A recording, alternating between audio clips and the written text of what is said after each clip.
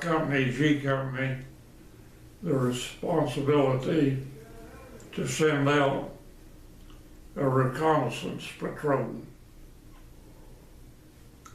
Well, they picked the first squad of my platoon.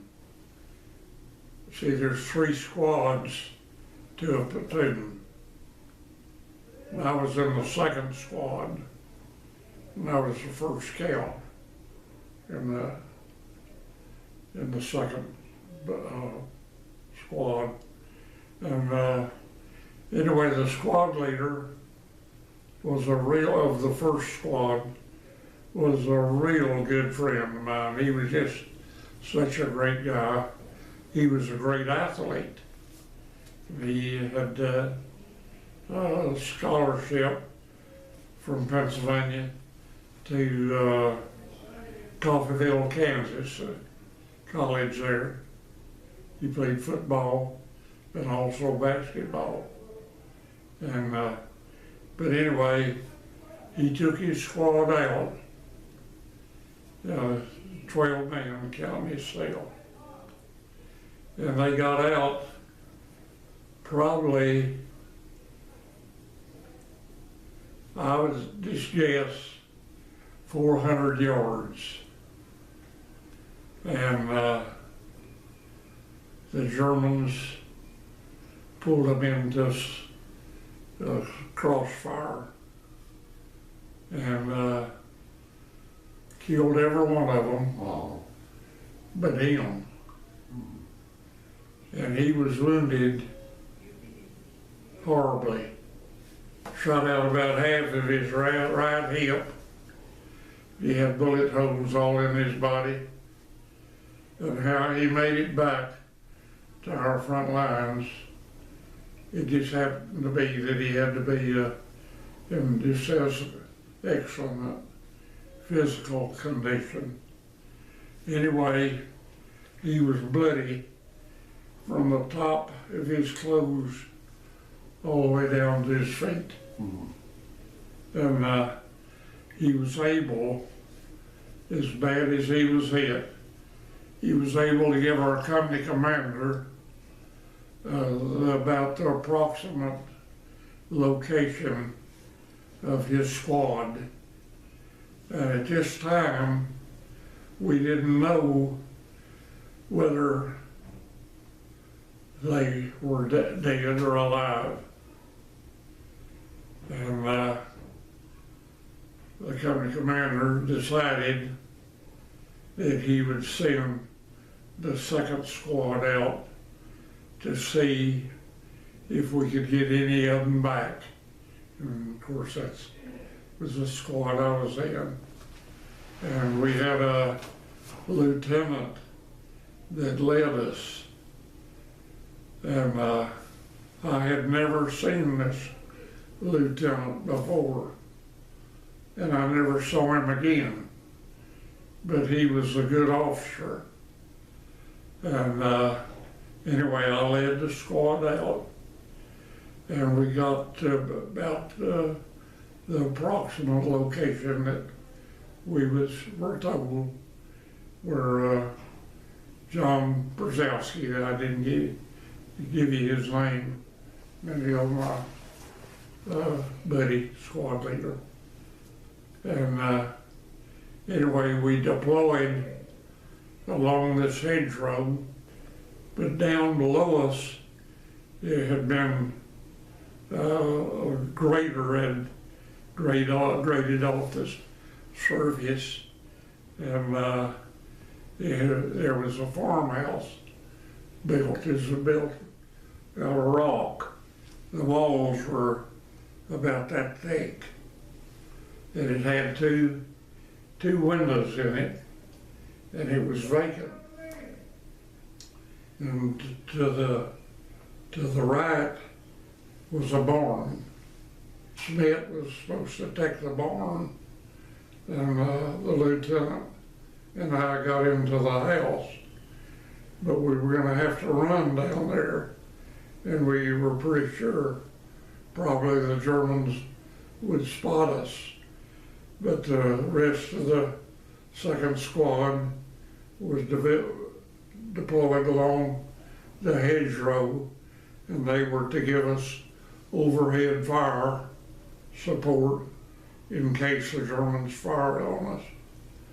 Well, luckily, the Germans didn't see us, and we got into these two buildings without no problem whatsoever.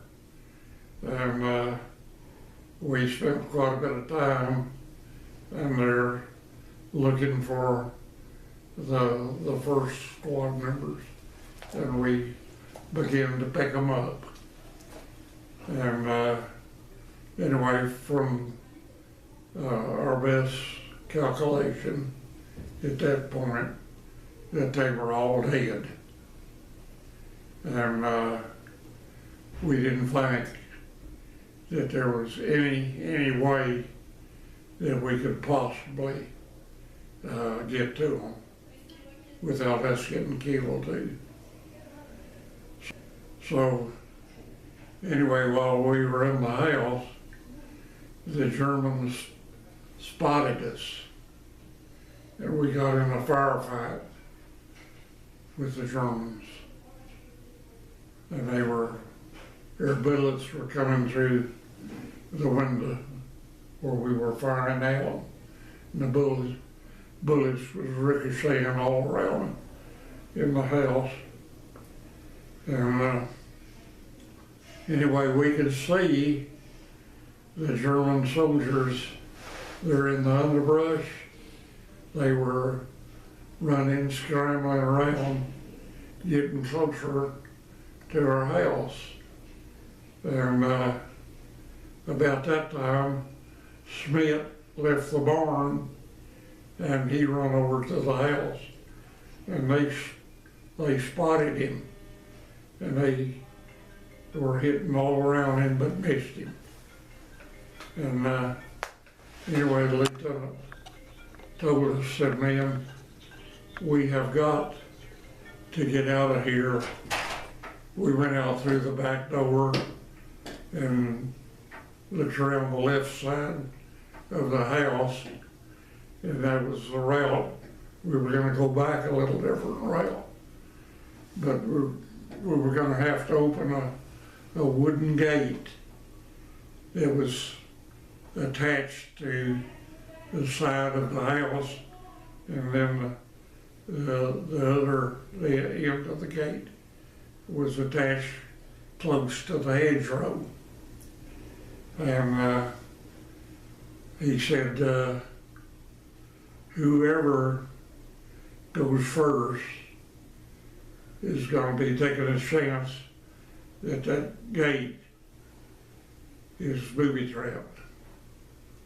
And of course we tried to look it over the best we could, and it didn't look like it was booby-trapped. And he said, "Which one of you want to go first?" And I told him, I said, "I'll go first." And he said, "Well, you've got to get the gate open for us."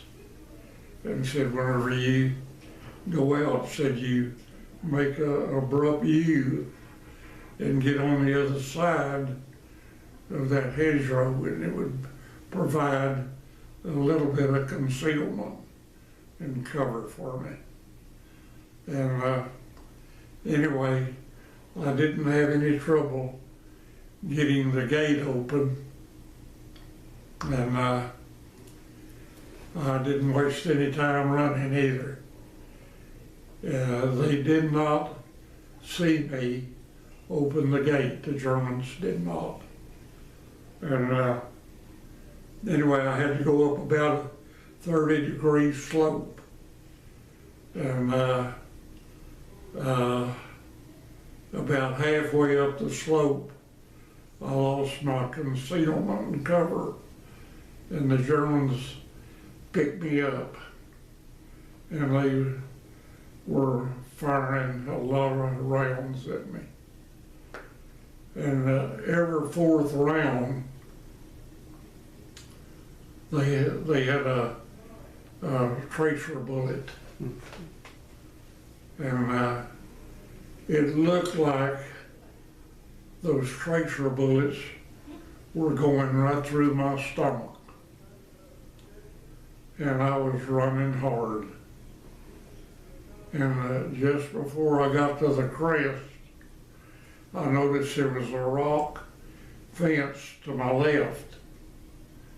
And I made a dash for the rock fence, and I just dove over it. It was about 4.5 or 5 foot fence.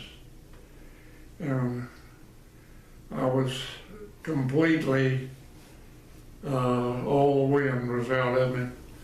I was laying on my back, just gasping for air.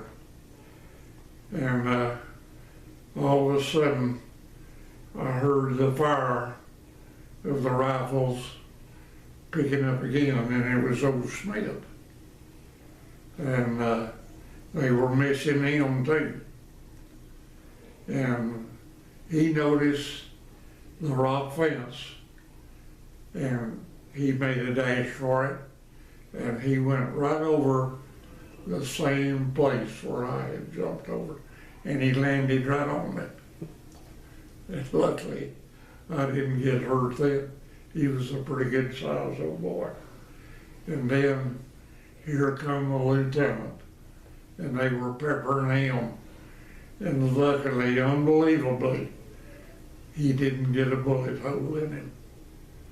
And anyway, he came over the rock fence right where Smith and I had jumped over. And anyway, the squad that was giving us overhead fire, they were just to our right. And anyway, we crouched down behind this hedgerow and got over to them. And then we started going back to our main line. And the lieutenant reported to the company commander the situation that we were almost totally, possibly, our belief was that all of the first squad members were dead.